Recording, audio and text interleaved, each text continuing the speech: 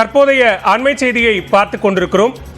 முன்னாள் அமைச்சர் செந்தில் பாலாஜி தொடர்பான வழக்கில் குற்றச்சாட்டு பதிவை தள்ளி வைக்க வேண்டும் என்று முதன்மை அமர்வு நீதிமன்றத்தில் செந்தில் பாலாஜி தரப்பில் மனு தாக்கல் செய்யப்பட்டிருக்கிறது.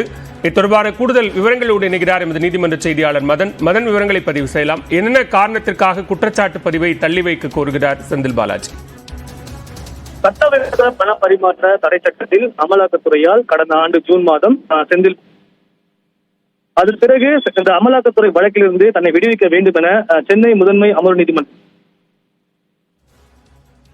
செய்யப்பட்டது. அது மட்டும் இல்லாமல் இந்த குற்றச்சாட்டு பதிவுக்காக இன்றைய நேரில் ஆஜர்படுத்த வேண்டும் என ஏற்கனவே நீதிபதி அள்ளி ஒரு உத்தரவு பிறப்பித்தார். இதன் பிறகுதான் இந்த குற்றச்சாட்டு தள்ளி வைக்க வேண்டும் என செந்தில் பாலாஜி தரப்பில் சென்னை முதன்மை அமர்வு நீதிமன்றத்தில் புதிய மனு தாக்கல் செய்யப்பட்டது. இந்த மனு இன்று மீண்டும் நீதிபதி அள்ளி முன்பு வழக்கறிஞர்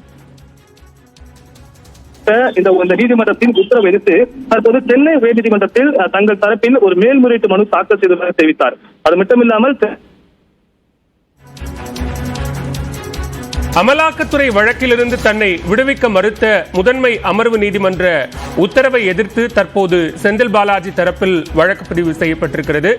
சென்னை உயர்நீதிமன்றத்தில் மேல்முறையீடு செய்யப்பட்டிருப்பதால் அமலாக்கத்துறை சார்பில் குற்றச்சாட்டு பதிவை தள்ளி வைக்க வேண்டும் என்று செந்தில் பாலாஜி தரப்பு கோரியிருக்கிறது.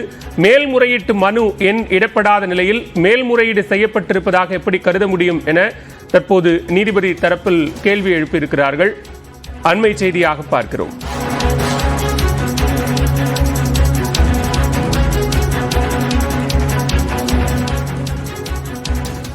மேலும் பல்வேறு அண்மை செய்திகளுக்கு தொடர்ந்து இணைந்திருங்கள். இது நியூஸ் 18 தமிழ்நாடு.